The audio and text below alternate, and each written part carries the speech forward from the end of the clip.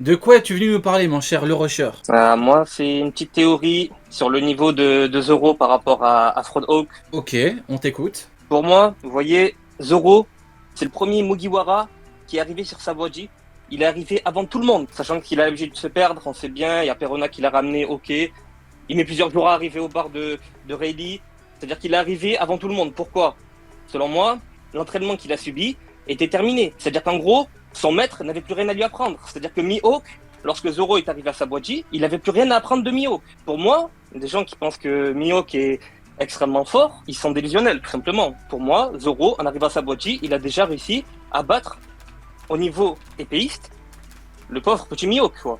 C'est-à-dire que Ok. même que, par exemple, si on prend l'exemple qu'on m'a dit plusieurs fois, on m'a dit tout simplement que il n'avait pas réussi à tenir sa promesse qu'il avait fait par rapport à sa meilleure amie d'enfance.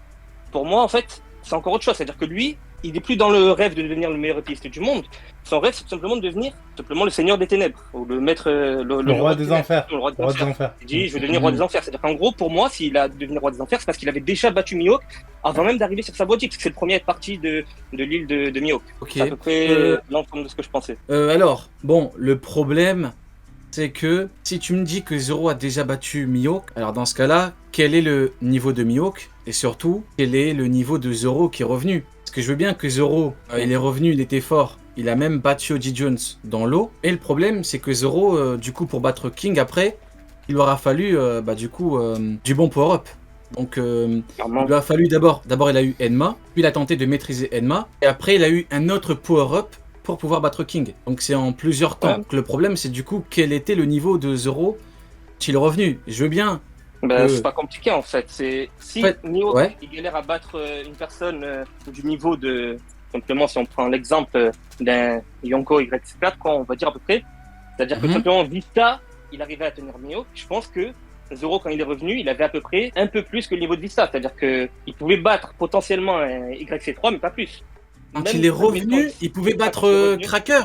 Mais c'est... maximum, grand maximum, si Mais en vraiment fait, il avait été dans les bonnes conditions. il y a un problème là-dedans, parce que Luffy a giflé Doflamingo en guerre 4, Luffy contre Cracker en guerre 4, il perdait. Donc comment veux-tu que Zoro, qui revient à peine, puisse battre Cracker? C'est problématique.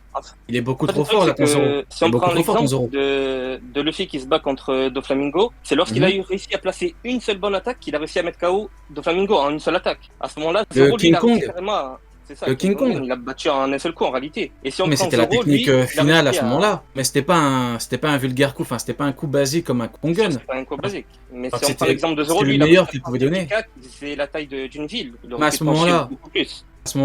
Luffy donne tout ce qu'il peut proposer. Il revient avec sa grosse technique pour le battre. Le problème, c'est que du coup, Zoro, quand il revient, donc plusieurs arcs avant, du coup, Wano, il aurait été capable de faire ce que Luffy était incapable de faire sans l'aide de Nami post-Dressrosa. C'est exagéré. Pas Ton forcément, Zoro, mais au moins il est trancher trop fort, en des, fait. on va dire que trancher des soldats de Cracker, ça aurait pu être possible, comme il a tranché Pika, par exemple. Mais il aurait pas Non, pu mais c'est battre compliqué. Cracker Ouais, mais en un seul coup là, non on plus. parle... Là, on parle du haki de Cracker. Luffy dit bien qu'il a jamais vu un tel haki, donc ça fait référence au gros adversaire qu'il a battu juste avant, donc ça fait référence à Doflamingo. Donc ça veut dire que du coup le haki de Cracker est bien plus fort que le haki de Flamingo et Zoro aurait pu le battre. Compliqué. En fait, c'est même pas que ton Mihawk est trop faible, mais- c'est déjà que ton Zoro est trop Mihawk, fort. vraiment, Il y a le problème. il aurait pas pu, en fait, déjà. Ben, Mihawk, à ce moment-là, en tout cas, je pense pas qu'il aurait pu battre Cracker, hein, vraiment. Pour moi, Mihawk, il n'a pas le niveau de pouvoir même déjà atteindre le niveau de Flamingo, ce serait déjà beau pour lui. C'est-à-dire qu'en tant que Non, Shichibukai, j'ai il a le même l'impression, niveau que non, notre j'ai l'impression Shichibukai. que non, là, soit tu trolls, soit t'as juste envie de lui chier dessus là. T'exagères un Non, peu vraiment, là. pour moi, en tant que Shichibukai, il a à peu près le niveau des autres Shichibukai. C'est-à-dire que vraiment, Doflamingo, Mihawk, pour moi, c'est Jure-moi, pas grand-chose. jure-moi maintenant que tu trolles pas. Jure-moi que tu trolles Je pas. jure vraiment que je troll pas, vraiment. Pour moi, Et sérieux, Mihawk, hein. il n'a pas un niveau Parce exceptionnel. que j'ai Pour pas moi, envie de partir Mihawk, il sur a une pas discussion un bon niveau. si tu trolls. Non, vraiment, vraiment. Vraiment, Mihawk, il n'a pas un niveau exceptionnel. S'il dépasse les autres Shichibukai, c'est ce qui m'étonnerait. Il arriverait à peine au niveau de Doflamingo, voire même de Boa. Vraiment, même Boa Hancock, elle aurait limite le niveau de Mihawk, en fait. Après, en vrai, ce qui nous est montré sur Marineford, ça va plutôt dans ce sens. Hein. Genre, C'est ça, hein. Crocodile. Tu me dis bien que t'étais silencieux, C'est Neil. par tout le monde. Hein. Tu réfléchissais, Neil. Ouais, de ouf, je voyais les rêves. Mais en vrai, ouais. Crocodile qui revient blessé après Doffy alors qu'il a rien face à Mihawk. Frérot, au bout d'un moment, va falloir nous Non, expliquer. malheureusement, je trouve que c'est pas cohérent par rapport à tous les événements qu'on a eu donc Cracker, Doflamingo et tout. Ton Mihawk est faible et ton Zoro est trop fort en fait, c'est le problème. Maintenant, j'en ai parlé rien que tout à l'heure, je crois, ouais, tout à l'heure, dans le light novel officiel de Perona. Il est vrai que on nous dit bien que Zoro et Mihawk ont fait un combat titanesque. Donc, c'est le mot qui est employé. Je n'invente rien. L'intervenant n'invente rien. C'est comme ça. Maintenant, de là à dire que quand il revient, il est déjà plus fort, ça me paraît quand même... ça me paraît beaucoup. Ça me paraît exagéré. Moi, je pourrais quand même poser la question de pourquoi est-ce qu'il serait parti plutôt que tous les autres Mugiwara. Pourquoi est-ce qu'il serait arrivé avant tout le monde? Et pourquoi même il a eu le temps d'aller sur un autre bateau, de détruire le bateau avant même que les autres arrivent? Bah en fait, le problème, c'est que Mihawk est un piètre entraîneur, un piètre sensei. On l'a vu, cet homme est catastrophique. Il a même pas vu que Zoro avait le Haki des rois. Donc, Ouais. en premier lieu, il faudrait s'interroger sérieusement sur le, comment dirais-je, sur les capacités de Mihawk à entraîner sérieusement quelqu'un. C'est problématique. C'est problématique. Maintenant, bon, je pense quand même que ton Zoro, il est un peu trop fort quand tu le ramènes. Cracker, disons que Après, il moi a je des parlais pas choses de Zoro, hein. qui Moi je sont- parlais que des autres Shishibukai par rapport à Mihawk. Après, sur Zoro, Après, moi je. Si on se base sur ce qu'on a vu, si on retire tout le reste qu'on a vu, il est vrai que Mihawk était dans une guerre et il ne s'est pas illustré de façon positive dans le sens où il n'a pas montré à la puissance suffisante pour se débarrasser rapidement d'un Shishibukai ou d'un commandant. Ça, c'est un fait. Maintenant, on peut pas non plus négliger tout le reste. Et moi, je me dis quand même que... Bon, dire que Zoro l'a battu avant, ça me paraît quand même... Moi, ce que beaucoup, je en pourrais sachant dire, c'est tout ce que, que Luffy... en vérité, ouais. ce qui aurait pu être en fait changé, c'est qu'en fait le fait que son acquis il a été grandement amélioré grâce à Enma, ça peut Mhm. avantager un petit peu Zoro dans ce point-là. C'est-à-dire que Mihawk, lui, il a une épée qui est censée avantager son acquis, il n'arrive pas à battre Zoro.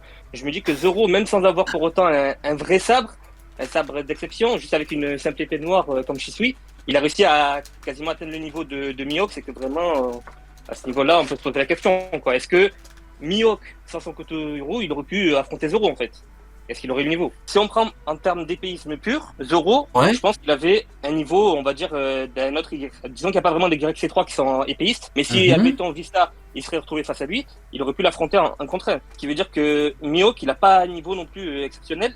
Et ce qui avantage vraiment Mihawk, c'est justement le niveau de son sabre. Et même Zoro, en utilisant ces trois-là, mais dont un qui est le Shisui, a réussi à Mhm. atteindre le niveau de Mihawk sans avoir une lame exceptionnelle. C'est-à-dire que je me dis que Zoro, juste avec Enma, il passe justement au niveau supérieur.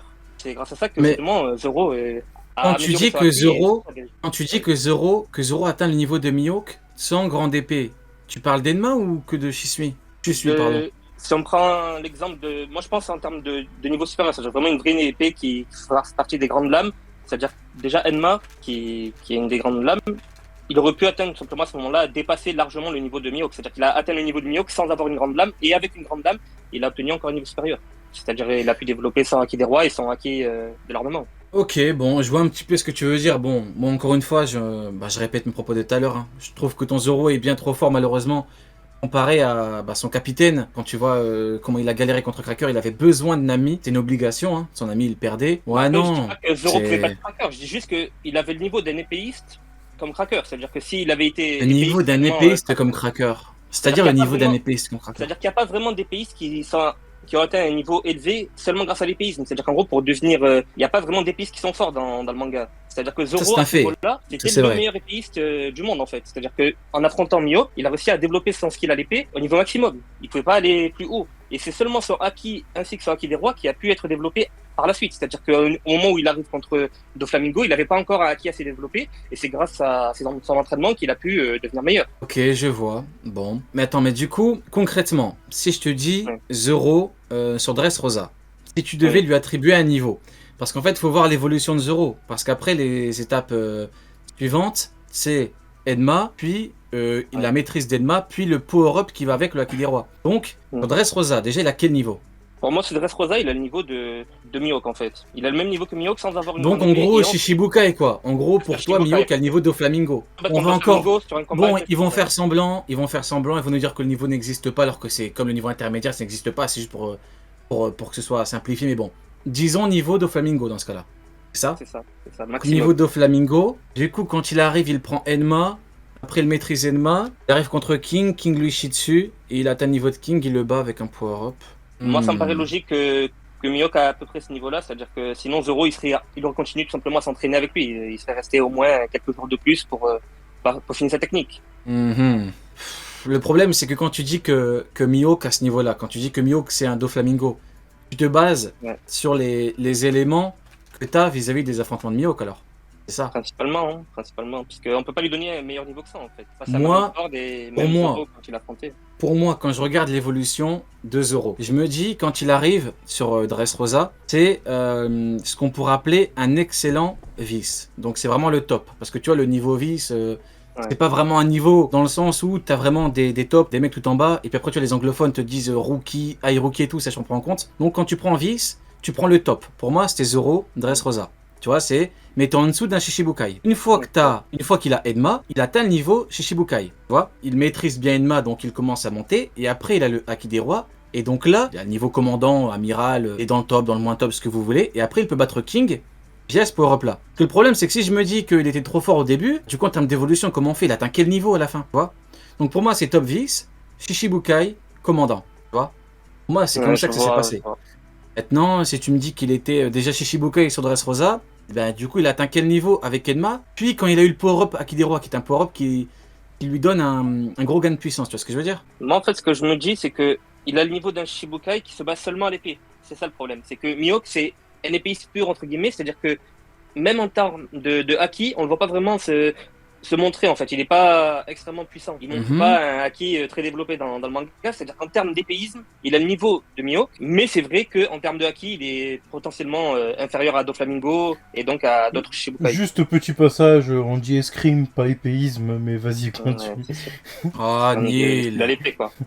C'est l'intervention merdique, Niel. Juste petit passage non, comme mais ça, bon. tu vois. Petit... C'est mon... Après, c'est comment moi j'analyse le niveau de Zoro en fonction des différentes situations, en fonction de ce que l'auteur a montré. Parce qu'encore une fois, le problème c'est qu'après il est bien trop fort et du coup, quelle a été l'évolution réelle en fonction des différents power-ups. C'est toujours comme ça que j'analyse les personnages. Ouais. Maintenant, bon, Mihawk... Bon, voilà, moi, honnêtement, pour moi, Mihawk, encore une fois, maximum de ce que je comprends, je sais ce qu'on me dit du personnage, c'est maximum, bah c'est Zoro maintenant. Donc Zoro peut le battre. Pour moi, c'est maximum. Maintenant, encore une fois, ça ne me choquerait pas que l'auteur me dise qu'il est bien plus faible. C'est ce que je veux dire. Pour moi, c'est ça. Maintenant, de là à affirmer actuellement que c'est Doflamingo, moi, j'y crois pas. Et puis, pour moi, t'as un traitement particulier vis-à-vis de lui, parce que c'est un Shichibukai qui affronte un commandant. Donc, il affronte Vista. Vista, dans l'équipage historique de Barbe Blanche, c'est le 3e commandant. Parce que Ace, il arrive en cours et tout, tu vois. Marco, Jos, Vista. Bon, et puis t'as même Mio qui tape Barbe Blanche. Bon, pour se faire arrêter, donc il a floppé.